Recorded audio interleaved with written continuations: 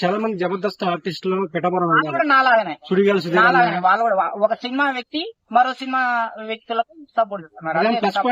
రాజకీయం అనేది ఏం లేదు. రాజకీయము జనసేన పార్టీ ఆ పార్టీ ఈ పార్టీ అనేది ఏం లేదు. ఒక సినిమా వ్యక్తికి ఇంకో సినిమా వ్యక్తులు సపోర్ట్ చేస్తున్నారు అంతే. ఇప్పుడు మీరు కూడా ఒక యూట్యూబ్ ఛానల్ వ్యక్తికి ఏమైనా కలిగితే ఏమన్నా ఇబ్బంది అయితే మిగతా యూట్యూబ్ ఛానల్ వాళ్ళు సపోర్ట్ చేస్తారు చూడు ఆ టైప్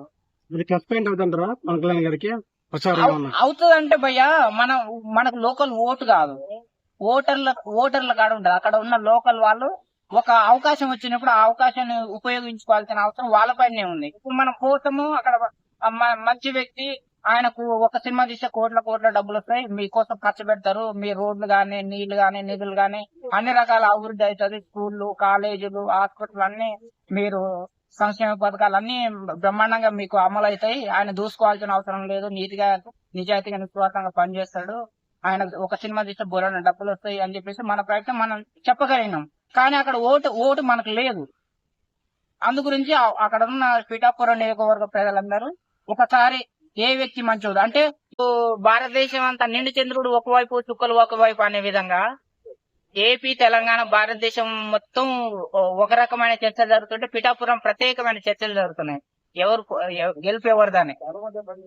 ఏదేమైనా గానీ నేను కూడా పోయాను పిఠాపురము, రైలు టికెట్ ఒక రోజు పోయి నేను కూడా అక్కడ పోయి వచ్చిన. మళ్ళా నాకు ఇక్కడ షూటింగ్లు ఉండడం వల్ల మళ్ళా అర్జెంట్ గా రావాల్సి వచ్చింది. మా సినిమా వ్యక్తి కదా, నేను ఏ పార్టీకి సంబంధం లేదు, నేను ఏ రాజకీయ నాయకుడిని కాదు, కేవలం ఓటర్ని అంతే. కాకపోతే ఏంటంటే మా సినిమా వ్యక్తి ఒక వ్యక్తి ఎమ్మెల్యేగా పోటీ చేస్తున్నాడు కాబట్టి మా కుటుంబ సభ్యుడు అంటే ఒక సినిమా మనిషి కాబట్టి మేము కూడా సినిమా వాళ్ళం కాబట్టి తోటి సినిమా వ్యక్తికి సపోర్ట్ చేయడం కోసం ఏ పార్టీ ఇప్పుడున్న పరిస్థితుల్లో ఏ పార్టీ మంచిది, ఏ సీఎం మంచోడు అనే పరిస్థితి పోయింది. ఏ వ్యక్తి మంచోడు, ఇప్పుడు రకరకాల పార్టీలు ఉన్నాయి మన భారతదేశంలో. బోలెడని CPM, CPI, Congress, BJP, TDP, TRS బోలెడని పార్టీలు ఉన్నాయి. నీతిగా నిజాయితీగా నిస్వార్థంగా సేవ చేసే వ్యక్తులు కూడా ఉంటారు. ఒక పవన్ కళ్యాణ్ లాంటి ఒక మంచి వ్యక్తి పోటీ చేసినప్పుడు ఆయన ఒక మంచి వ్యక్తిని మనం సపోర్ట్ చేయాల్సిన అవసరం ఉంది.